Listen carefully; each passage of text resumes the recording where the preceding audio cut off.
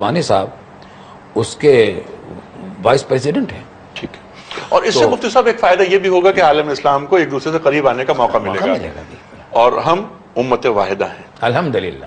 ہم یعنی کان الناس امۃ واحدہ کہا گیا ہے. پورا عالم انسانیت کو امت واحدہ کہا گیا ہے. ہم تو امت مسلمہ کو قریب لانے کی بات کر رہے ہیں الحمدللہ. ٹھیک. اچھا مفتی صاحب کیونکہ وقت بہت زیادہ ہو چکا ہے، آخر میں 2-3 سوالات. وطن عزیز پاکستان ہماری محبتوں کا مرکز، پاکستان اسلام کا قلعہ، پاکستان واحد جوہری پاور، پاکستان کا مستقبل کیا دیکھ رہے ہیں؟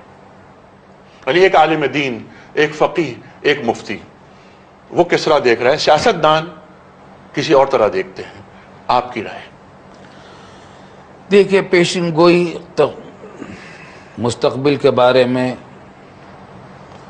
تو کسی کے لیے بھی حتمی طور پر ممکن نہیں ہوتی، لیکن پاکستان کے موجودہ حالات جس ڈگر پر چل رہے ہیں اور مغربی مرعوبیت جس خوفناک حد تک ہمارے حکمرانوں پر مسلط ہو گئی ہے، ان حالات میں اگر اس ڈگر کو تبدیلی نہ آئی، قیادت میں تبدیلی نہ آئی، تو پاکستان میں اسلامی مفادات تو مجھے بہت خطرے میں نظر آ رہے ہیں. اللہ تعالیٰ محفوظ رکھے. لیکن اس کے ساتھ ساتھ مفتی صاحب جو شعوری اور فکری ارتقا ہو رہا ہے عوامی سطح پر، اس میں ایک رول ہے میڈیا کا. اب جھوٹ کو زیادہ بیان نہیں کیا جا سکتا، یا زیادہ دیر تک کسی کو بے وقوف نہیں بنایا جا سکتا، سچ زیادہ دیر تک چھپایا نہیں جا سکتا. آج ہم یہ دیکھ رہے ہیں کہ ہم آگے بڑھ رہے ہیں. یہ امید افزا بات ہے. امید افزا بات، یہ بات امید افزا ہے. ٹھیک ہے. اس کی روشنی میں پاکستان کا مستقبل کیا تابناک نہیں ہے؟ صرف اتنی بات سے تو تابناک نہیں ہوگا، اس لیے کہ اگر میڈیا کو چلانے والے بھی ذہنی مروبیت کا شکار ہوں، یہ بھی تو مسئلہ ہے. ذہنی مروبیت کا شکار ہوں، اسلامی اقدار پر فخر کرنا، ان کے عقیدے کی ضرورت تو وہ سمجھے، لیکن ان کے دل کے اندر سے اس پر فخر نہ محسوس کر سکیں، اسلام کے بارے میں وہ ڈٹ کر بات نہ کر سکیں خود اعتمادی کے ساتھ.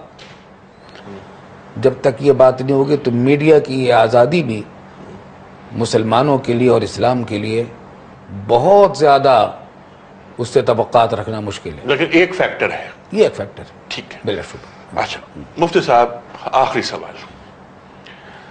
پاکستان دوسری ریاست جو اسلام کے نام پر وجود میں آئی، پہلی ریاست مدینہ ہمارے سامنے ہے. 1400 برس میں ہمیں کوئی اور ریاست نظر نہیں آتی. مکہ سے مدینہ ہجرت ہوتی ہے، یہاں ہندوستان سے پاکستان آتے ہیں، وہاں فتح مکہ ہوا، واپس گئے. قرآن کریم کے ایک آیت ذہن میں آتی ہے، تلک الایام نداولھا بین الناس، ہم انہی ایام کو تم میں دہرا کے لائیں گے.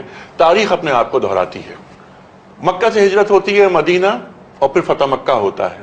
ہندوستان سے پاکستان آتے ہیں. کیا تاریخ اپنے آپ کو دہرائے گی اور ہم فتح ہندوستان کے لیے جائیں گے، اور ہمارا جذبہ اور ہمارے ولولے آج وہی ہیں جو تحریک پاکستان کے وقت تھے؟ اور کیا پاکستان ہجرت ثانی کا مدینہ ہے؟ اللہ اکبر. آپ نے ایسا سوال کیا ہے، اس سے ایک درد کی ٹیس دل میں اٹھی ہے. پاکستان ہمارے بزرگوں نے بنایا، ہم نے بنتے دیکھا، اس کے لیے بڑی لڑکپن میں جلسے کیے، جلوس نکالے، نعرے لگائے. پھر سن 48 میں ہجرت کر کے ہم پاکستان آئے، 6 دن میں یہاں پہنچے. پوری قوم کا یہ حال تھا.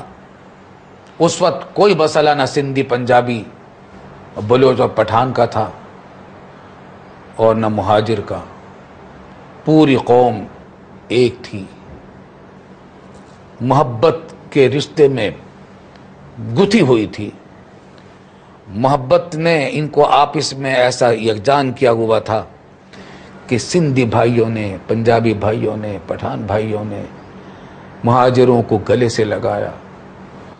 اور یہ اچھا کوئی جماعت سوائے مسلم لیگ کے نہیں تھی، قائد اعظم کی سربراہی میں مسلم لیگ چل رہی تھی، علماء کی ایک جماعت جمعیت علماء اسلام علامہ شبیر احمد صاحب عثمانی کی قیادت میں تھی، پوری قوم متحد تھی، اور اس وقت سب یہ محسوس کرتے تھے، تمام مہاجرین، کہ ہم یہ عارضی طور پر جا رہے ہیں اپنے وطن کو چھوڑ کر ہندوستان کو، ہمیں پھر واپس آنا ہے، یہاں اپنے ان اقدار کو زندہ کرنا ہے۔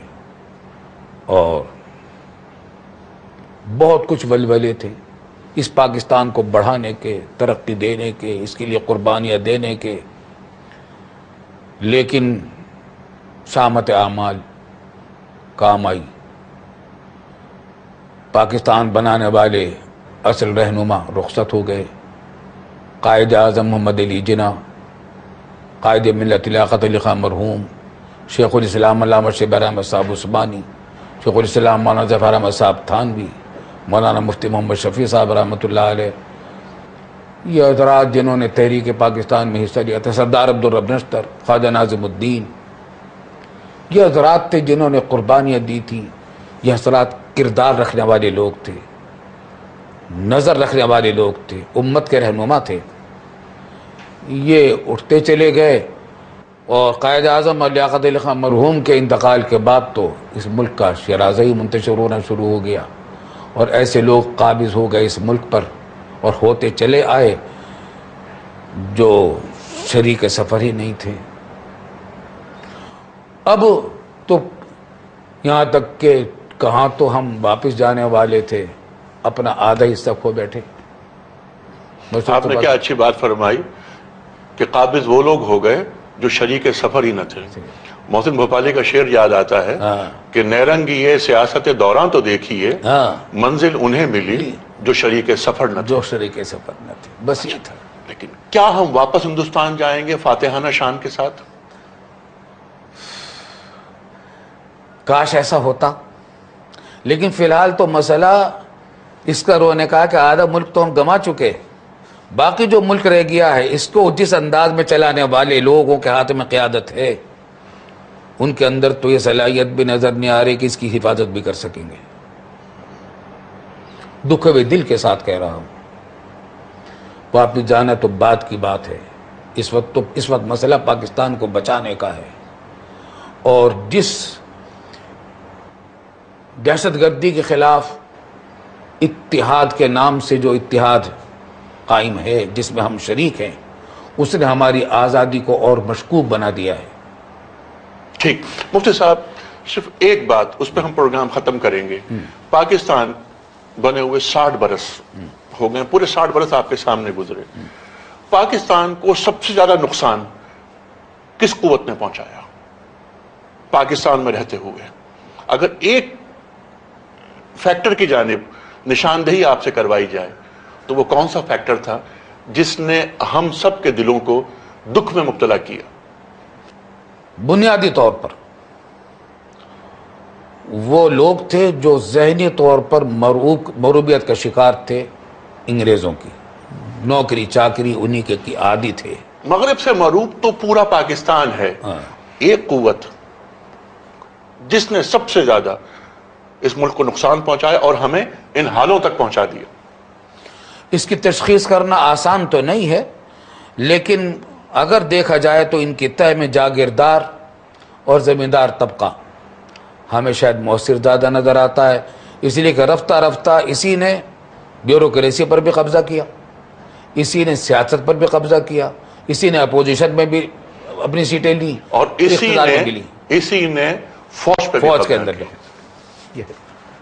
مفتی صاحب میں بہت ممنون، بہت شکر گزار آپ کا، آپ نے آج پھر ہمیں طویل وقت دیا۔ محترم خواتین و حضرات، مفتی اعظم پاکستان مولانا محمد رفیع عثمانی صاحب سے یہ دوسری نشست کا دوسرا پروگرام پہنچ رہا ہے اپنے اختتام پر۔ مفتی محمد رفیع صاحب اس عہد کی آواز ہے، اس آواز کو ہمیں اپنے ذہنوں میں محفوظ رکھ لینا چاہیے، اس لیے کہ یہ ہمارے آج کی بھی آواز ہے اور ہمارے آنے والے کل کی بھی۔ انیق احمد